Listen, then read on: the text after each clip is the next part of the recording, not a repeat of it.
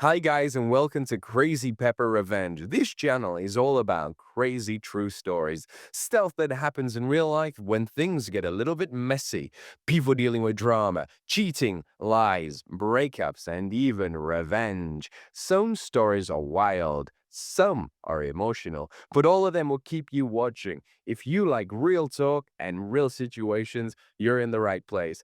Don't forget to hit that subscribe button and stick around. This is Crazy Pepper Revenge, where the stories get spicy. Looking back on this insane journey, I can't believe how naive I was when it all started. My wife Kay and I met in college. She was everything I wanted: beautiful, smart, full of life. I truly believed I'd found my soulmate. We spent all our time together, and I thought we were destined for lifelong happiness. We married 12 years ago after she got pregnant senior year. Our daughter Sally was born 5 months later, followed by our son Kevin a year and a half after that. But marriage reality hit hard.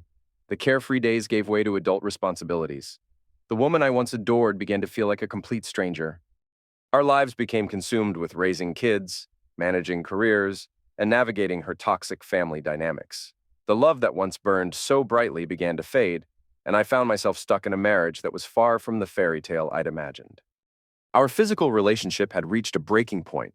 What used to be 5 times a week in college had dwindled to maybe once a month, and only if my wife wasn't holding some grudge against me.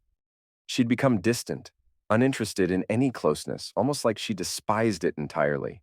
No longer the attractive, lively woman I married, she seemed to have transformed into someone who actively avoided me. Kay has two younger sisters, Katie and Kathy. All three were known for being fun and lively, especially in the bedroom, and I was thrilled when Kay chose me over other guys. But her whole family looked down on me because I couldn't provide the luxuries they wanted for Kay. Her parents, who never worked a day in their lives, lived off inheritances and constantly made me feel inadequate. Though I discovered through property records years later that they were actually going broke. Katie married Ron, who supposedly ran his dad's dry cleaning stores. Kathy married Mark, who claimed to own a marketing firm after inheriting money from his grandparents. Both seemed successful at parties, but were useless when it came to real work. Meanwhile, I was working long hours at a job I hated just to support everyone's lifestyle.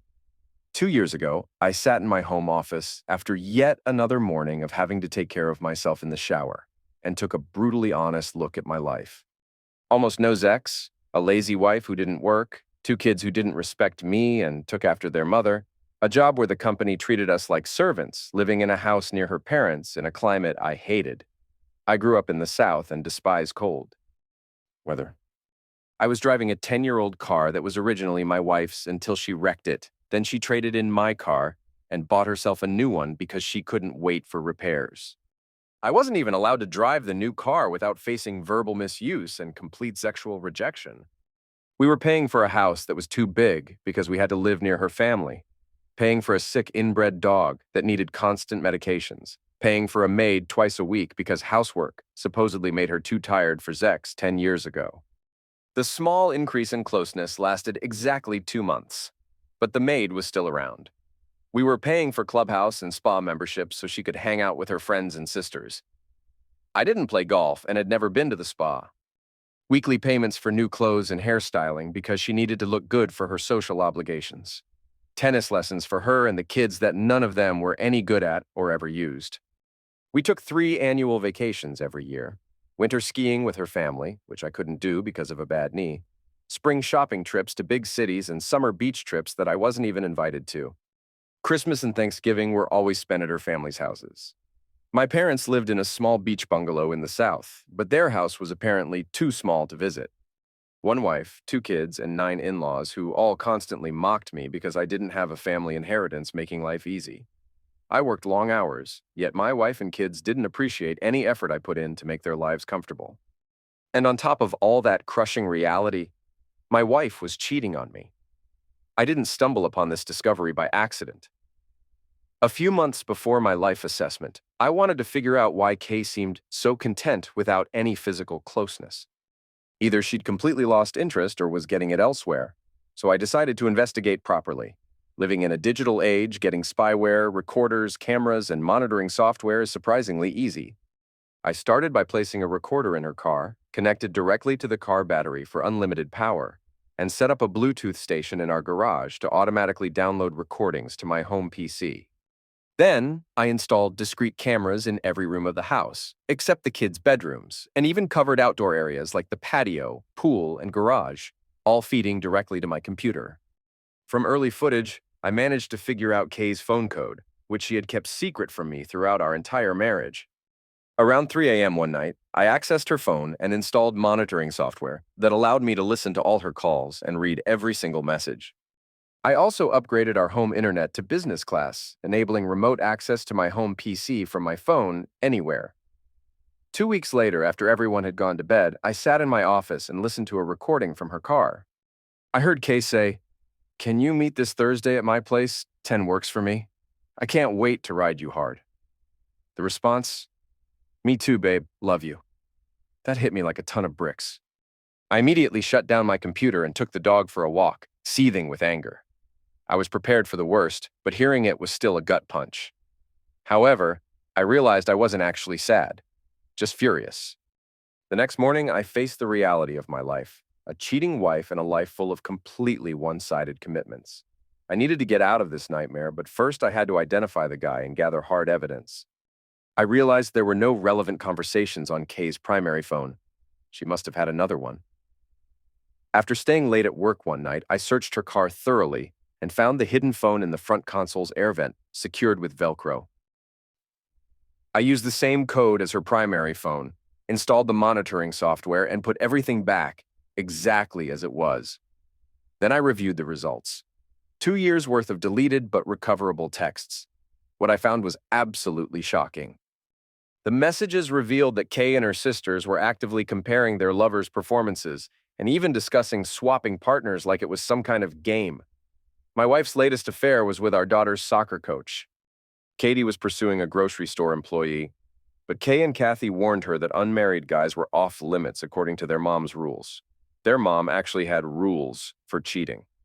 Kathy was sleeping with a mechanic who had been with all 3 sisters, and their mom had been with him first. Kay had also slept with Ron and Mark occasionally, though her sisters encouraged her to keep them in line. I knew I needed a comprehensive exit strategy. The following week, I pretended to be completely clueless while starting arguments with Kay over household chores, which led her to snap at me. I made mental notes to restart these fights periodically and moved into the guest room, installing a deadbolt that I always kept locked. A week later, I had developed a complete plan. I wanted out of the marriage, out of my job, all the money, no alimony, and I didn't want the kids since she had completely ruined them. I wanted to hurt my in-laws financially and make Kay suffer mentally for as long as possible. Ultimately, I wanted to start completely over and build a real family with someone who actually appreciated me. I realized I had been foolish for years. Neither Kay nor her family appreciated a hardworking, devoted husband and father. Her parents, sisters, and their husbands were toxic, narcissistic people who only cared about getting what they wanted from others. I began to devise an elaborate plan to get her sisters divorced and leverage my in-laws to my advantage. It was time to take complete control of this situation. During family dinners at Katie's and Kathy's houses, I discreetly took close-up photos of alarm clocks, wall clocks, smoke detectors, and doorbell covers. At Mom's house, I snapped pictures of alarm clocks. I had already replaced all our smoke detectors at home with newer models a year ago. The hardest part was finding matching doorbell covers, but eBay came through perfectly. I hosted a pool party and invited everyone over. While they were swimming, I borrowed their house keys and installed monitoring software on all their phones, having learned their lock codes from previous recordings. During the party, I accidentally dropped a bag of ice. Katie snapped, "Are you completely useless? Go get more ice."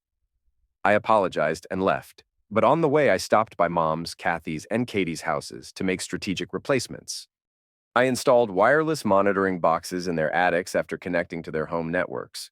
I also made copies of their house keys, grabbed some ice, and headed back.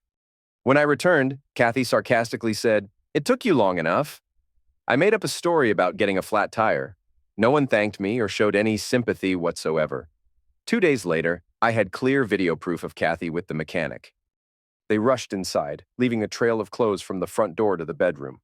No foreplay, just straight to business.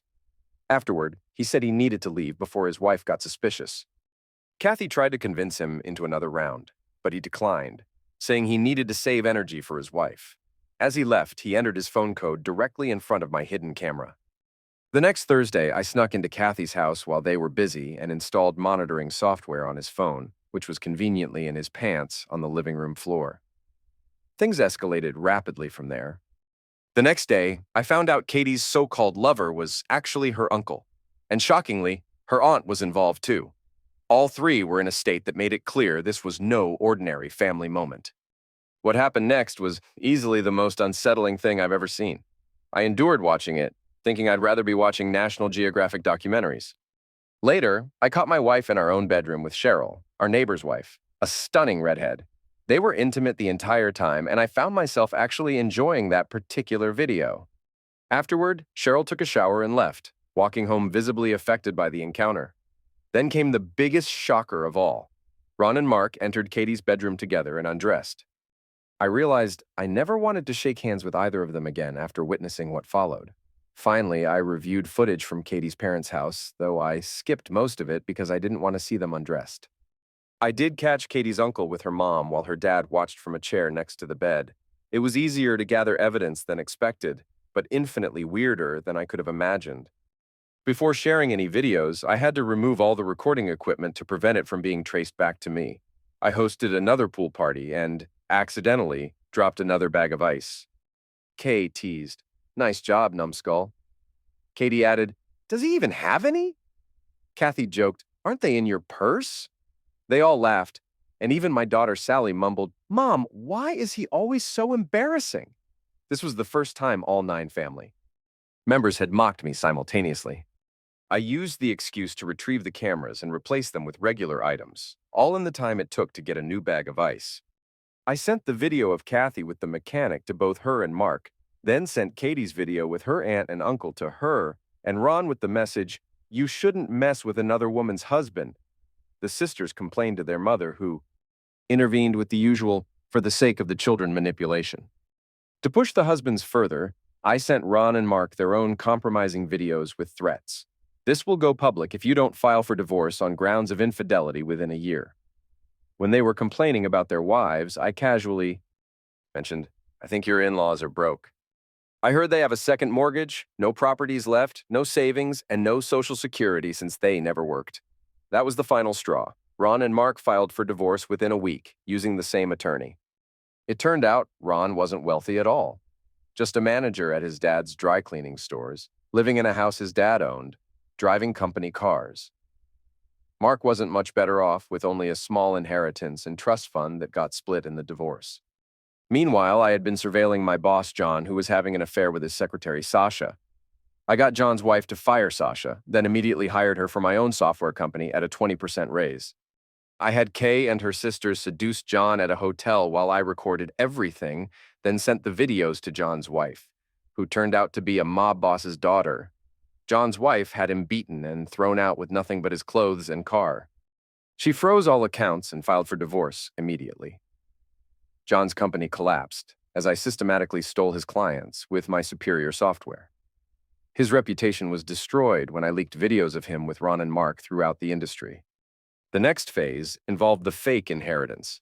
Kay received a letter about a deceased great-uncle leaving a trust fund, $4,000 monthly, or $20,000 if she had a baby named after him. She was ecstatic, immediately talking about getting pregnant. That's when I revealed I knew about her cheating and would never have sex with her again. She went through denial, anger, bargaining, trying seduction, lies, manipulation. Nothing worked. I told her I was filing for divorce on grounds of infidelity, having collected extensive evidence. She tried every trick in the book, but I had already secured an attorney and documented everything. I filed for uncontested divorce, giving Kay the house, though I'd secretly taken a second mortgage to fund my startup, half our small bank account, and her car. When she demanded half my company, I told her it wasn't worth anything on paper yet and threatened to change the grounds to infidelity. She signed quickly, clearly thinking, $20,000 a month, here I come. Kay immediately married the mechanic, spending all her money and the initial $4,000 on an elaborate wedding. When she went to claim her monthly payments, she learned the trust had already been awarded to another candidate. The confrontation was so severe that lawyers had to call police due to property damage. Kay showed up at my house in a red dress with no underwear, begging me to take her back. I photographed her and threatened to send it to her new husband unless she stayed away forever. Her last words were, "I'm sorry I ruined our marriage. I wish you had been enough for me." After Kay lost the trust money, I sent all the incriminating videos to everyone's spouses and relatives using Kay's email, triggering 13 divorces directly linked to Kay and additional ones from the fallout. The mechanic ended up with permanent damage after an incident with Katie and Cheryl. I married Sasha, who's now pregnant with our fourth child. My business thrived after destroying John's company and reputation. We moved to a beachfront property near my parents' where it's warm 300 days a year. I trained our 3 huge dogs to bark at a picture of my ex-wife. The twist? I was the executor of the trust fund all along, using my own money to create the fake inheritance. After getting my revenge and new life, I closed the trust to reclaim my investment. Sometimes the best revenge is living well while watching those who wronged you destroy themselves completely.